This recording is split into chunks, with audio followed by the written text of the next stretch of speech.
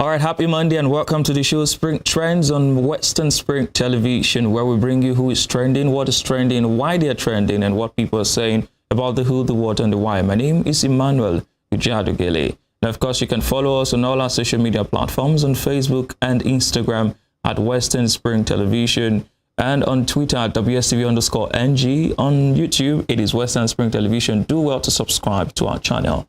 Now, over the weekend, in the course of the weekend, something strange happened in the Nigerian political system. For the first time in politics, we have a military arm of a political party, or so it would seem. The national youth leader of the All Progressives Congress, Dayo Israel, over the weekend announced the formulation of a particular wing of the APC. Interesting wing there. They call it the Jagaban Army. You can see them with their uniforms there, with a crested, what's it called? What's that thing called now? Is it a cap?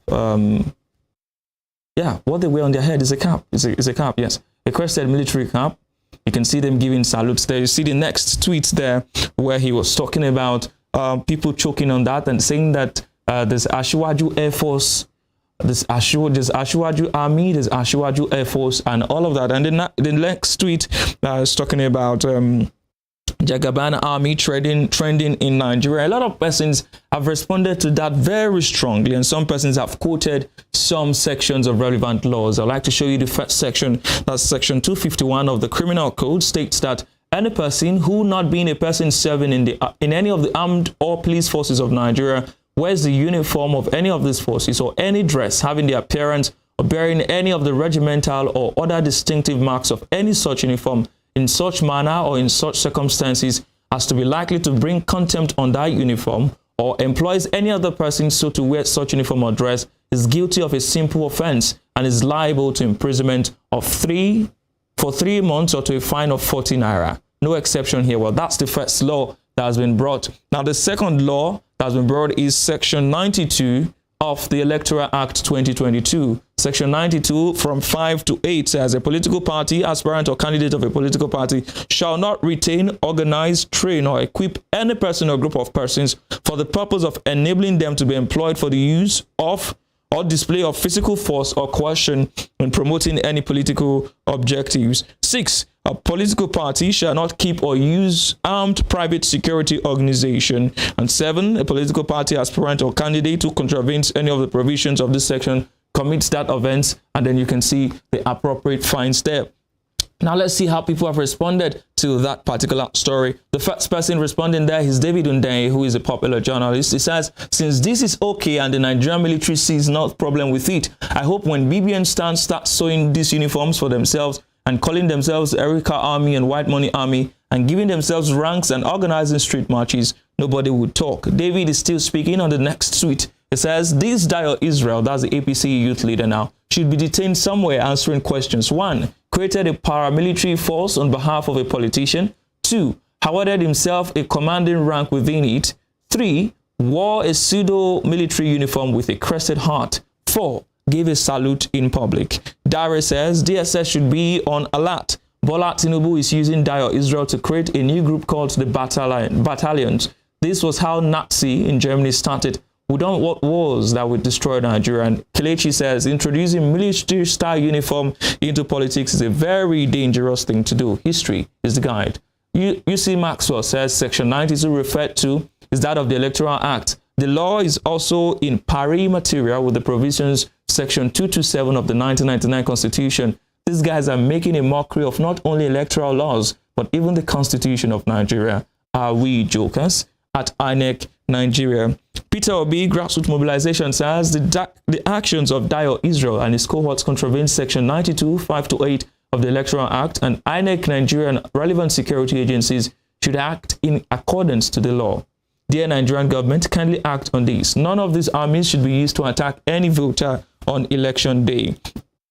The next comment is also from Dare. It says, I need to do a thread on why the fascist group created by Bola Tinubu and led by Dayo Israel are the new Nazis. Stay tuned. Next comment is from John Way, replying to Dayo Israel's post now, says, you're supposed to be kind of English is that? You should be arrested. In a sane environment, you can't just wake up and sew a uniform to a politician. What do you mean by Jagaban Army? The only army we have is for the Federal Republic of Nigeria. That's from John Way there. The next comment is from Israel Chooks. Israel Chooks says, you're always looking out of place in all of this. You're a man at war with his conscience and trying to do the most to make up for the obvious misfit. We take NSAT Citizen as our next comment says, army to suppress votes and change the system during the elections. Abi, God will disappoint you guys. At Police NGCRU, at Police NG, kindly take note. Now we'll move on from there to our next story. And that next story is talking about Peter Obi in Anambra State. Over the weekend also, news began to emerge, even as early as yesterday, that the Anambra government had demolished Peter Obi's banners in Anambra. Well, the true story, the actual story is that it was the signage agency of the government that took down the banners because of, according to them, default in payment by Mr. Peter Obi and his party for some of the banners that they had put up. Now, let's take some reaction to that story. Apparently, a lot of persons thought that it was the Anambra State government, the Anambra State Governor, Charles Soludo, who has publicly come out to say that he does not support Obi's ambition, who ordered that demolition and dismantling of the banners. So let's see how people took it on social media. We'll start with Shelby. Peter Agoje says, at CC Soludo, that's the governor of Anambra State, remember, you still have a term. What goes around comes around. You will understand that what you sow, you will reap.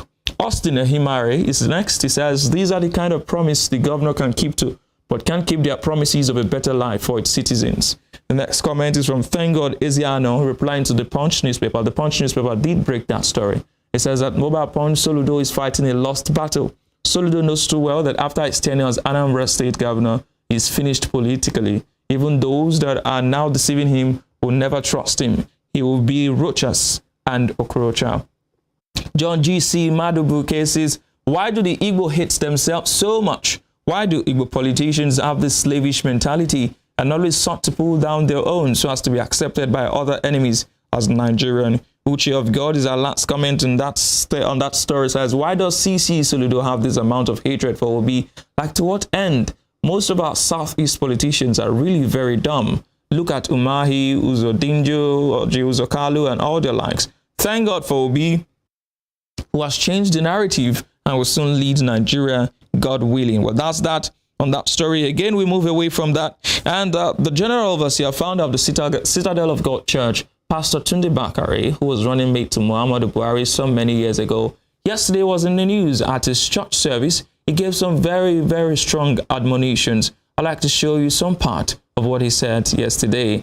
Well, in that story, he was talking about how Nigeria needs new leadership, talking about how Nigeria does not need to play politics of assassination, asking questions about who killed Bola Ige, who killed Funshaw Williams, and some of all those other persons. He also talked about Nigerians not needing politicians who have an entitlement mentality, people who say that is their turn to rule or because they see it as a reward for helping some persons in the past. Those were some of the issues that Pastor Bakare raised yesterday. So we'll take their tweets, we'll take the responses to that. I would love to show you that video. But Pastor Tunde Bakare, this is from Spotlight now, Pastor Tunde Bakare criticizes APC candidates' politics of Emilokon and desperation, asks who killed Funshaw Williams, also found that Syria contestants Atiku, who are not moved by the zeal to serve, but other primordial interest. Mr. Olu says, but at the end of the speech, he couldn't bury head in shame and endorse the obviously moral, competent person on the ballot. This is exactly what we say to Nigerian pastors. Next comment is Semper Fidelis, Semper Fi, says, I hope he knows that he's also talking to Buhari. I wish he would be bold enough to say this to Buhari's face. Temo Osirim is next. Says, Pastor Bakare didn't mention anybody's name, but I know Agbadorians will soon pick a fight. I concur, says, if PTB, that's Pastor Tunde Bakare, as one of their own, has raised the issue of politics of elimination from nowhere, I think PGO, GRV, and Jandor need to firm up their personal security. By calling out Emilokon, he may have just released a cryptic message to the leading candidate in the race, not to lose guard. But that's that for the comment. But let's hear what Pastor Tunde Bakare had to say yesterday. Remember our nation's unresolved political assassinations and the lingering questions they elicit. Who killed Funshaw Williams? Who killed Bola Ige? Who killed Marshal Harry? who killed Victoria Chintex by eliminating opponents, the practitioners of the policies of elimination deprive the nation of leaders who are, more often than not, better than themselves. Number 10, politics of entitlement. This is the Milokon type of politics that insists on one's turn even if circumstances do not align. Politics of entitlement also manifests as perennial candidacy, not with the intent to serve, but to gratify long-term personal ambitions.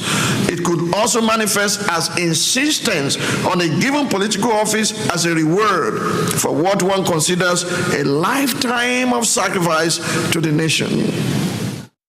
Well, if you remember very well, in the build-up to the presidential primary of the All Progressives Congress, Asiwaju Bola Ahmed Tinubu said that he had served the APC, he had served the Northerners for about 8 years thereabout, and now it was his turn. And apparently that's what Pastor Tunde Bakare was referring to. Well, we'd like to leave it at that on the show this morning. That's the entirety of the show on Morning Spring. You can follow us again on all of our social media handles, as you can see on your screen: Facebook, Instagram, Twitter, and YouTube. You can also follow me on Twitter at EM Ujadigele. My name is Emmanuel Ujadigele, wishing you a very happy Monday. My favorite day of the week, the happiest day of the week. You can see I'm smiling. I love Mondays, and I hope you love Mondays too. Have a lovely day.